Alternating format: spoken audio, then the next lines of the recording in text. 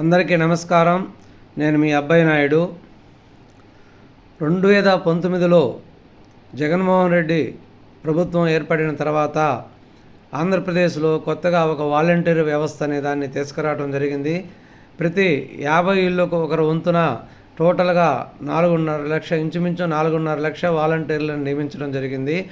అప్పుడు నిరుద్యోగులందరికీ జగన్మోహన్ రెడ్డి మీద ఒక ఏదో ఆశతో, జగన్మోహన్ రెడ్డి ఏదో మంచి గౌరవమైన ఉద్యోగాలు ఇస్తారనే ఉద్దేశంతో నిరుద్యోగ యువకులు బీటెక్, ఎంసీఏ చేసినటువంటి పోస్ట్ గ్రాడ్యుయేట్లు, అదేవిధంగా సాఫ్ట్వేర్ ఉద్యోగంలో చేస్తూ 30-40 వేలు నెలకు తీసుకునేటువంటి వాళ్ళు కూడా దానికి రాజీనామా చేసి ఈ వాలంటీర్ ఉద్యోగంలో చేరడం జరిగింది.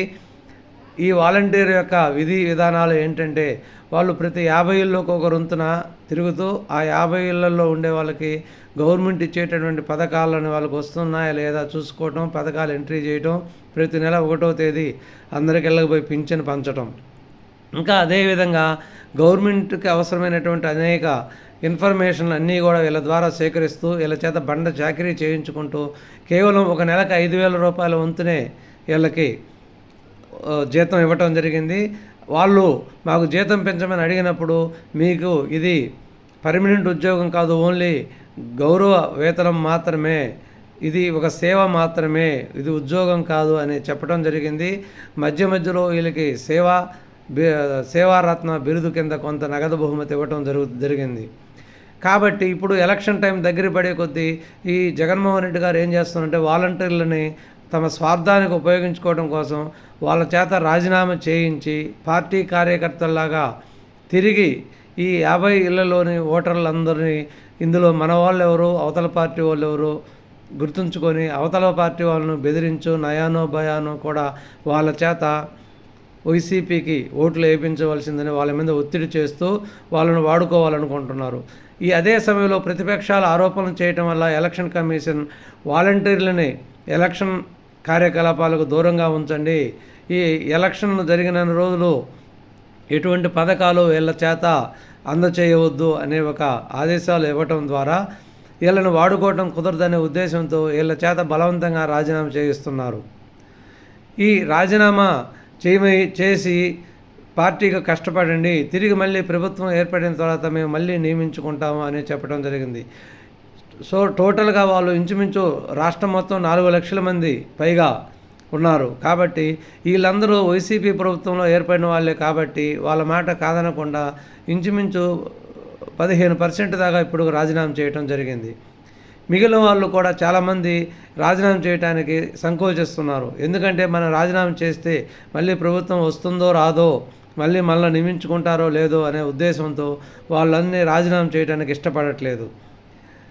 అదేవిధంగా ఇదే సమయంలో చంద్రబాబు నాయుడు గారు ఈ మధ్య ఈ వాలంటీర్ వ్యవస్థ మేము కొనసాగిస్తాము, వీళ్ళకి నెలకి 10,000 వంతున జీతం పెంచి ఇవ్వటం జరుగుతుందని చెప్పడం జరిగింది. ఎప్పుడైతే ఇది ప్రకటించారో ఈ వాలంటీర్లందరూ రాజీనామా చేయడానికి పూర్తిగా అయిష్టతను ప్రదర్శిస్తున్నారు. వాళ్ళని భయపెట్టి బెదిరించి చాలా దగ్గర రాజీనామా చేపిస్తూ ఉన్నారు. వాలంటీర్లందరికీ నేను చెప్పేది ఏంటంటే, మీరు ఎంతో ఉజ్వల భవిష్యత్తు ఉన్నవాళ్ళు, మీరు వాళ్ళ భయాలకి బెదిరింపులకి లోబడి అత్యుత్సాహంతో తిరిగి వాళ్ళమిడి తిరిగి కష్టపడి ఈ ప్రభుత్వం చేత సస్పెండ్ చేయించబడి కేసుగానే పెట్టించుకున్నట్లయితే మీరు ముందు ప్రభుత్వం జారీ చేసేటటువంటి ఉద్యోగ నియామకాలలో మీకు అనర్హతని ఎదుర్కోవాల్సి వస్తుంది. కాబట్టి మీరు ఇప్పుడు నెక్స్ట్ రాబోయే నోటిఫికేషన్లో కూడా మీకు ఇది చాలా ఆటంకం అవుతుంది. కాబట్టి మీరు ప్రభుత్వానికి లొంగకుండా మీ డ్యూటీ మీరు చేసి, మీరు నిజాయితీగా ఉండి, మీరు పారదర్శకంగా వ్యవహరించండి. మీరు ప్రభుత్వానికి అనుకూలంగా ఉండి బాహ్యంగా తిరిగి ప్రచారం చేసి అట్లా చేసిన ఎడల మీరు ఎలక్షన్ కమిషన్ ఆగ్రహానికి గురయ్యి వాళ్ళ చేత కేసుగాని పెట్టించబడినట్లయితే మీరు రాబోయే నోటిఫికేషన్లలో ఎటువంటి వాటిల్లో కూడా మీరు పార్టిసిపేట్ చేయటం కుదరదు. మీకు ప్రభుత్వ ఉద్యోగం రావడం కూడా చాలా కష్టమవుతుంది.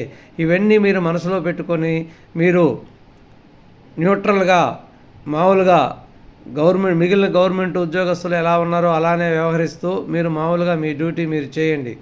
అంతేగాని అత్యుత్సాహానికి పోయి వాళ్ళు ఇచ్చే 10కి అనాకి ఆశపడి మీ భవిష్యత్తును నాశనం చేసుకోవద్దని నేను మీకు తెలియజేస్తున్నాను.